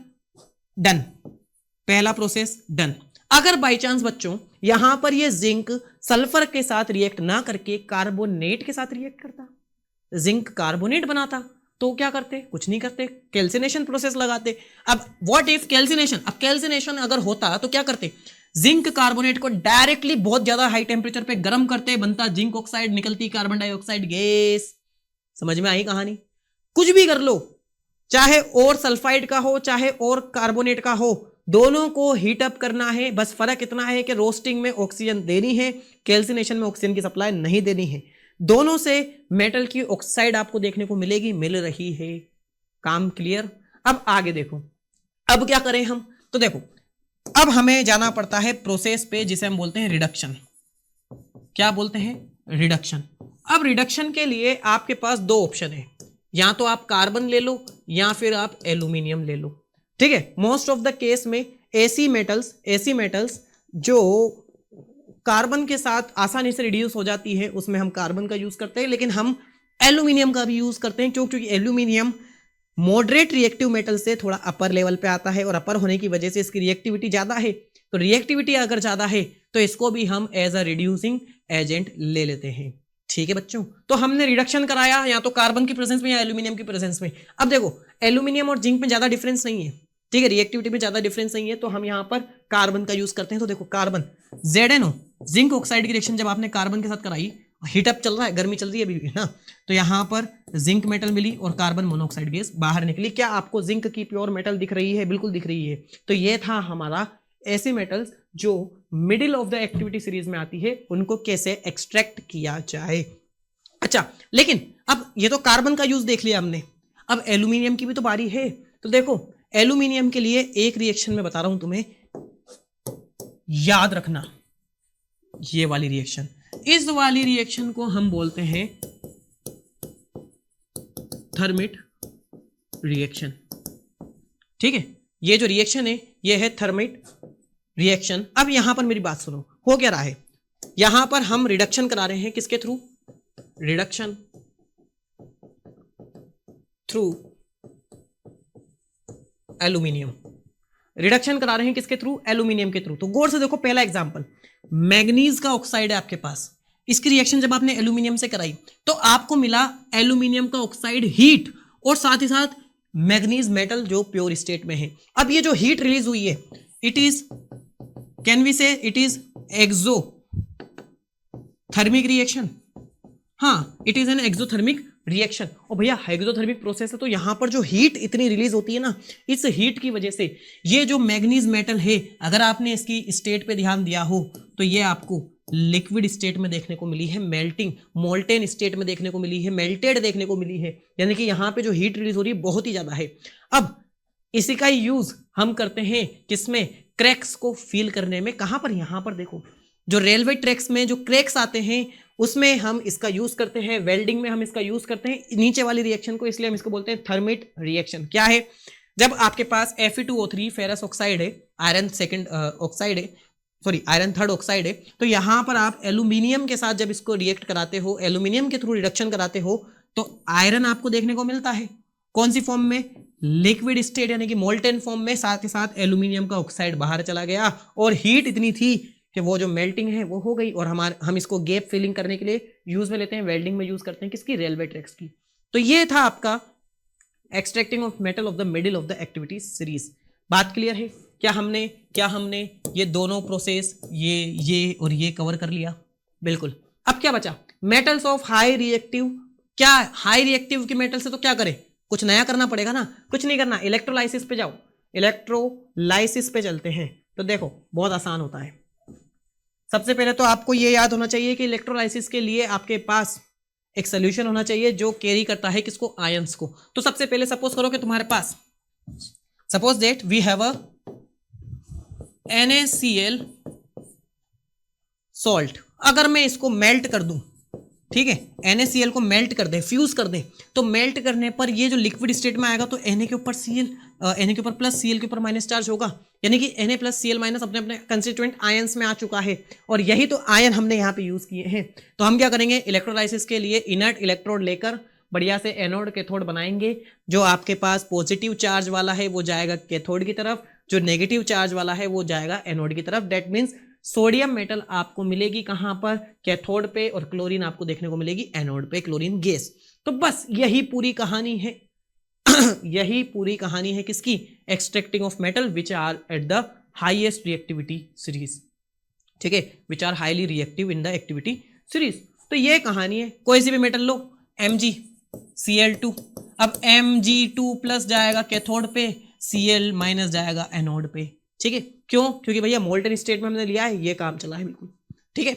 Extraction of metal का लास्ट प्रोसेस है refining of metal. By chance, अगर बच्चों बाय चांस भी कुछ इंप्योरिटीज हमारी मेटल के साथ ऐड हो चुकी है और वो हमने एक्सट्रैक्शन जो किया उसमें भी नहीं हटी, तो हम क्या करते हैं? इलेक्ट्रोलाइटिक रिफाइनिंग कराते हैं, जिसकी वजह से इलेक्ट्रोलाइसिस कराते हैं, जिसकी वजह से क्या होता है कि जितनी भी गंदगी होती है वो सारी की सारी जो गंदगी है वो सारी एनोड के नीचे आकर बैठ जाती है, जिसे हम बोलते हैं anode mud, and then we get pure metal. अब ये जो प्रोसेस है इसमें होता क्या है? सबसे पहले तो हम एक एपरेटस रेडी करते हैं।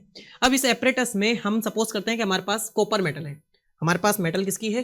कॉपर की, ठीक है, हमारे पास कॉपर मेटल है। तो हम क्या करेंगे? 2 इलेक्ट्रोड बनाएंगे, जिसमें फर्स्ट इलेक्ट्रोड में जो कॉपर है वो होने वाली है प्योर, और सेकंड हम लेंगे इम्प्योर कॉपर की रोड। अब देखो फर्स्ट वाली में हमने इलेक्ट्रोड बनाया, सेकंड वाली में भी हमने इलेक्ट्रोड बनाया, किसके बनाए? कॉपर के बनाए। बस फर्क इतना सा है कि एक होगा प्योर कॉपर की इलेक्ट्रोड, सेकंड होगी इम्प्योर कॉपर की इलेक्ट्रोड। कनेक्ट करेंगे हम उसको टर्मिनल से।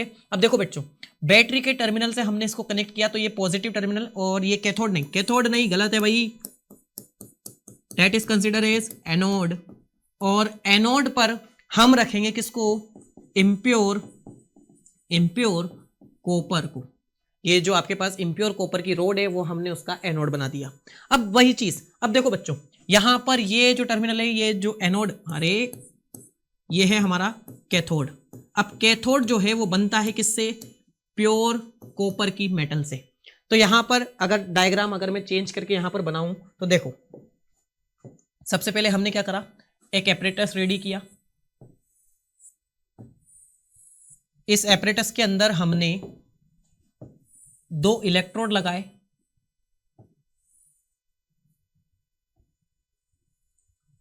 देखो ये जो इलेक्ट्रोड है मैं इसको कनेक्ट कर रहा हूं हमारी बैटरी के पॉजिटिव टर्मिनल से, पॉजिटिव टर्मिनल, नेगेटिव टर्मिनल। तो बैटरी के पॉजिटिव टर्मिनल से कनेक्ट होने वाले को हम बोलते हैं एनोड, और यहां पर ये होगा हमारे पास कैथोड।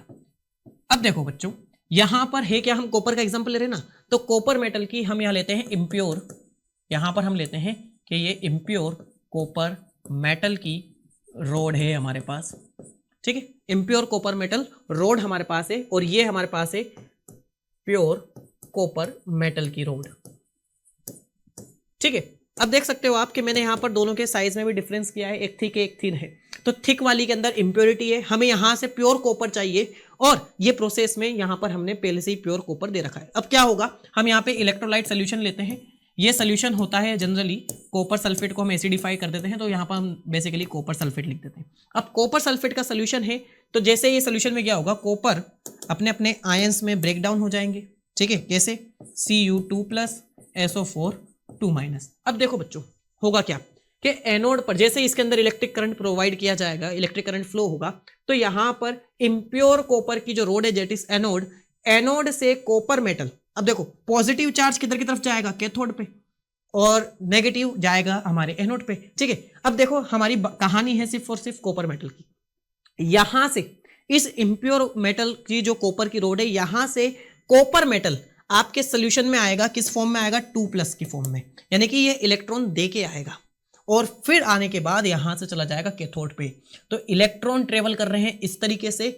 लेकिन अगर मैं नट शेल में इसको समझाऊं तो एनोड पर क्या हो रहा है कि एनोड पे जो कॉपर है, वो कॉपर 2 इलेक्ट्रॉन डोनेट करने के बाद 2+ आयन में सोल्यूशन के अंदर एंटर करता है, और सोल्यूशन के अंदर एंटर करने के बाद ये तुरंत चला जाता है किधर की तरफ? कैथोड पे, जहां पर पहले से ही प्योर मेटल प्रेजेंट है। तो एनोड की तो लिख दी हमने रिएक्शन।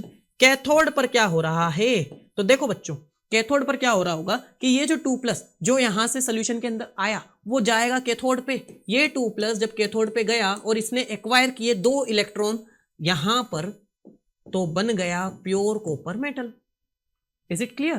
तो अगर हमसे यहां पूछा जाए कि एनोड पर क्या हो रहा है, तो एनोड पर ऑक्सीडेशन हो रहा है, ठीक है। एनोड पर ऑक्सीडेशन हो रहा है, क्यों? क्योंकि कॉपर अपनी वैलेंसी इंक्रीज कर रहा है, इलेक्ट्रॉन डोनेट कर रहा है। कैथोड पर हो रहा है क्या? रिडक्शन। क्यों? क्योंकि इलेक्ट्रॉन का यहां पर गेन हो रहा है, रिडक्शन हो रहा है। बेसिकली कहानी सिर्फ इतनी सी है कि जो इम्प्योर मेटल की जो रोड होगी, क्वेश्चन में पूछ लिया जाए कहां पर रखी जाएगी? एनोड पर रखी जाएगी, ठीक है। प्योर मेटल की रोड कहां रखी जाएगी? कैथोड पर रखी जाएगी। अब देखो धीरे धीरे अगर कॉपर यहां से निकल कर इधर आता जाएगा और इधर फिल होता जाएगा, तो ये जो रोड है एनोड, एनोड क्या होता जाएगा? थिन होता जाएगा, वेयर एज कैथोड थिकर होता जाएगा। नेक्स्ट वन, अगर हम यहां पे बात करें कि और क्या हो सकता है, हाँ, जितनी भी इंप्योरिटीज हैं इस रोड के अंदर, यानी कि इम्प्योर कॉपर मेटल की रोड के अंदर, वो सारी की सारी यहां पर बॉटम पर आकर बैठ जाती है, और इसको हम बोलते हैं anode mud, that is known as anode mud. जितनी भी इंप्योरिटीज थी वो सारी की सारी इसमें आ गई। कुछ अगर डिसॉल्व होने वाली इंप्योरिटीज है तो इस सोल्यूशन के अंदर डिसॉल्व हो जाएंगी, that is electrolytic refining. I hope clear हो गया होगा। ये इमेज थोड़ा हमारा गलत है, इसमें एनोड को कैथोड, कैथोड को एनोड कर दिया। तो देखो एनोड के नीचे, देखो एनोड के नीचे बैठी हुई गंदगी को हम बोलते हैं एनोड मड, और बाकी जो रिएक्शन चल रही थी वो हमने सेम करी है। नेक्स्ट वन, नेक्स्ट प्रोसेस है हमारा कोरोजन एंड इट्स प्रिवेंशन। अब करोजन क्या है, ठीक है, जंग लगना। बेसिकली बात करें तो हम किसी भी जो मेटल है उसका टार्निश होना, उसका कलर चेंज होना, उसकी सरफेस पे अलग ही लेयर आ जाना, ऑक्साइड की लेयर आ जाना, तो बहुत सारी चीजें हैं। तो देखो है क्या, यहां पर एक एक्टिविटी दे रखी है आपको, वो एक्टिविटी आपसे कहती है कि 3 टेस्ट ट्यूब के अंदर 3 अलग अलग कंडीशन एड है। पहले टेस्ट ट्यूब के अंदर वाटर है, आयरन की नेल है, एयर है और उसको पैक कर दिया गया है एक कॉर्क से। सेकेंड वाली टेस्ट ट्यूब के अंदर वाटर है, उसके ऊपर हमने ऑयल की लेयर लगा दी और ऊपर एयर है और फिर कॉर्क से पैक कर दिया, अंदर आयरन की नेल है। तीसरी कंडीशन हमारे पास यह है कि हमने यहां पर पानी की जगह यहां पर हमने आयरन नेल को एनहाइड्रस कैल्शियम क्लोराइड यानी कि जो ड्राइंग एजेंट है उसकी प्रेजेंस में रखा और ड्राई एयर यहां पर हो चुकी है और ये बंद है। तो हमें ये बताना है कि रस्टिंग का प्रोसेस कहां हो पाएगा। तो बेटा रस्टिंग का प्रोसेस यहां पर मैं बोल रहा हूं, रस्ट क्यों बोल रहा हूं, क्योंकि जब आयरन पे ऑक्साइड की लेयर ऐड होती है, आयरन पे जब कोरोजन होता है, that is known as rusting. बहुत प्यार से बोलते हैं हम उसको रस्टिंग, ठीक है। तो देखो यहां पर क्या होने वाला है, तो देखो यहां पर अगर मैं तुमसे पूछूं पानी है, हाँ है, हवा है, हाँ है, आयरन नेल है, हाँ है, इस वाली रिएक्शन में सब कुछ है, यानी कि यहां पर क्या रस्टिंग हो सकती है, बिल्कुल होगी। तो रस्टिंग के लिए क्या क्या जरूरी है, रस्टिंग के लिए जरूरी है पानी, रस्टिंग के लिए जरूरी है एयर। अब गौर से सुनिएगा, when iron metal react with oxygen and moisture present in the environment या atmosphere, then it forms Fe2O3.XH2, that is known as rust। और अगर हम यहाँ पे बात करेंगे ऐसा क्यों नहीं हो रहा, क्योंकि यहाँ पे आयरन नेल पानी के अंदर तो है लेकिन इसका एयर के साथ कॉन्टेक्ट नहीं हो पा रहा है, दैट्स वाई यहाँ पर रस्ट नहीं होगा। यहाँ पर भी नहीं होगा क्योंकि यहाँ पे वाटर नहीं है, साथ ही साथ एयर भी नहीं है। तो यहाँ पर ये तीनों चीजें हो चुकी है। चलो तो अगर हम बात करें यहाँ पर कि रस्टिंग है क्या, कोरोजन है क्या, तो corrosion is a gradual destruction और deterioration of the metal due to the chemical reaction with the environmental such as air, water और केमिकल्स। अगर हमारे मेटल्स एयर के साथ, वाटर के साथ और अदर केमिकल्स के साथ कंटिन्यूसली एक्सपोज है एटमॉस्फेयर में, तो उनकी जो नेचर है, इनकी जो लेयर है वो टार्निश हो जाएगी, खराब हो जाएगी और उसकी वजह से हमें कोरोजन और रस्ट देखने को मिलता है। अगर हम बात करें आयरन पे जो रस्टिंग होती है वो इस प्रोसेस की होती है और इस पे जो रस्ट का कलर होता है रेडिश ब्राउन कलर का होता है। अगर हम यहाँ बात करें जब कॉपर मेटल को लॉन्ग टाइम के लिए एक्सपोज कर दिया जाता है हमारे एटमॉस्फेयर में, तो कॉपर मेटल को कार्बन डाइऑक्साइड और वाटर वेपर से रिएक्ट करके बना लेती है ब्लूइश ग्रीन कलर का बेसिक कॉपर कार्बोनेट। यहाँ पर इसका फॉर्मूला होता है CO3.CuOH का whole twice, that is known as basic copper carbonate. इसके कलर ग्रीन कलर का होता है, आयरन के ऊपर रस्टिंग रेडिश ब्राउन कलर की होती है। और अगर हम बात करें सिल्वर को जब एक्सपोज कर दिया जाता है तो सिल्वर सल्फर के साथ रिएक्ट करके सिल्वर सल्फाइड बनाती है AgS which is black in colour, देखो सिल्वर स्पून 2 अलग अलग कलर में, इसके ऊपर सल्फाइड की लेयर है, इसके ऊपर सल्फाइड की लेयर नहीं है। नेक्स्ट अगर हम बात करें तो कोरोजन को कैसे रोकें, तो कोरोजन रोकने के लिए आपको रस्टिंग से बचाने के लिए क्या करते हैं, पेंटिंग करते हैं, ऑयलिंग करते हैं, ग्रीजिंग करते हैं। तो it is a method of protection steel iron from rusting by coating them with a thin layer of zinc. ठीक है, आप पेंटिंग, एक second, zinc, oh no zinc नहीं, ठीक है, आप क्या करो, एक ऐसा मेथड यूज करो जिसमें आप पेंटिंग कर दो, ऑयलिंग कर दो, ग्रीजिंग कर दो, जिससे आपके पास एक रस्टिंग लेयर बन गई, प्रोटेक्टिव लेयर। तो वो आपके लिए क्या करेगी, रस्टिंग या कोरोजन से बचाएगी, लेकिन it is not a effective way. अब अगर हम यहाँ पे क्रोम प्लेटिंग की बात करें तो क्रोम प्लेटिंग क्या होती है कि हम किसी मेटल के ऊपर, अब क्रोमियम जो मेटल है वो लीस्ट रिएक्टिव है ऑक्सीजन के साथ, तो it is a technique of electroplating a thin layer of chromium on to a metal object. तो मेटल जो भी है हमारी जिसके ऊपर रस्टिंग या कोरोजन का खतरा है, उसके लिए हम क्रोमियम की लेयर लगा दो, बच जाओगे। नेक्स्ट गैल्वेनाइजेशन, अब ये जो जिंक यहाँ लिखा था यहाँ पे आएगा, ठीक है। तो देखो galvanisation is a process of coating of iron और steel with a thin layer of zinc to prevent it from rusting. तो रस्टिंग से बचाने के लिए हम ये 3 तरीके तो ले ही सकते हैं, हम पेंटिंग कर दें, ऑयलिंग कर दें, ग्रीजिंग कर दें, साथ ही साथ हम क्रोम प्लेटिंग कर दें या फिर हम गैल्वेनाइजेशन कर दें। ये सारे प्रोसेस तो हैं, it is not a effective way. बाद में वो जो ऑयल है, वो पेंट है, वो हट जाता है, उसकी लेयर हट जाती है, बाद में हमें नुकसान होता है, तो हटाओ। लेकिन बेटर वे क्या है, हम एलॉय बना लेते हैं, ठीक है। हम क्या करें, एलॉय बना लो। क्या है alloy, alloy is a mixture of metal with another metal और मे बी नॉन मेटल। या तो मेटल के साथ मिक्सचर बना लो किसी और मेटल का या फिर नॉन मेटल का। तो देखो alloying is a process of mixing a metal with one or more other elements just like metals or non-metals to improve the properties such as strength, hardness, corrosion resistance and appearance। इन सबको सुधारने के लिए हम ये सारी चीजें मिला सकते हैं, हम क्वांटिटी में मिलाते हैं एंड देन एलॉय का फॉर्मेशन होता है और उसके बाद इसकी अपीयरेंस में, इसकी हार्डनेस में सुधार होता है। फॉर एग्जाम्पल अगर हम यहाँ बात करें steel is an alloy of iron and carbon. अब कार्बन जो है वो स्टील मेकिंग इंडस्ट्री में यूज किया जाता है, तो स्टील बनाने के लिए आयरन एंड कार्बन को स्ट्रॉन्ग ऐड किया जाता है, जिससे हमें जो आयरन है वो हार्ड मिलता है, वरना जो प्योर आयरन है वो सॉफ्ट नेचर का होता है। अगर हम बात करें ब्रास की, तो brass is an alloy of copper zinc that is used for decorative item और म्यूजिकल इंस्ट्रूमेंट, तो यहाँ पर ब्रास का यूज किया जाता है। ब्रोंज मेडल आपने सुने होंगे, तो bronze is an alloy of copper tin use for making statues, medals and coins, इन सब के लिए ब्रोंज का यूज किया जाता है। स्टेनलेस स्टील, अब स्टेनलेस स्टील जो है वो अलॉय होता है आपके आयरन, निकल और क्रोमियम का, ठीक है, और known for its resistance to dust, use a utensil and surgical instrument में इसका यूज किया जाता है। क्यों? क्योंकि इसकी रस्टिंग जो कैपेसिटी थी कोरोजन होने की वो बढ़ चुकी है, वो नॉर्मली कोरोजन नहीं होता easily. Solder is an alloy of lead and tin used to join in electrical wire and circuit. साथ ही साथ हमारे पास एमलगम होते हैं, ठीक है। एमलगम की अगर हम बात करें तो मरकरी के साथ अगर कोई और मेटल आती है तो उसे हम बोलते हैं एमलगम, जैसे NaHg, that is known as amalgam. तो बस यही था हमारा एलॉय का फॉर्मेशन। अब मेन मुद्दे की बात, आई होप इस लेक्चर को आपने स्टार्टिंग से एंड तक जरूर देखा होगा। तो मेन मुद्दे की बात यह है बच्चों कि इसके जो नोट्स हैं वो आपको डिस्क्रिप्शन में दिख जाएंगे। साथ ही साथ यहाँ पर अगर आपको PYQ searching, are you are looking for PYQ, तो you can also apply, you can also buy the books which having past 10 years previous year based questions, ठीक है, जो बोर्ड में 10 सालों से पहले आ चुके हैं, चैप्टर वाइज है, इनकी खास बात यह है। तो इसका लिंक भी आपको डिस्क्रिप्शन में देखने को मिल जाएगा। तो भाई इसी के साथ हमारा ये जो लेक्चर था, ये जो वन शॉट था किसका, मेटल्स एंड नॉन मेटल्स का, समाप्त होता है। और हम भी करते हैं टाटा बाय बाय, मिलते हैं आपसे नेक्स्ट लेक्चर में नए टॉपिक नए चैप्टर के साथ।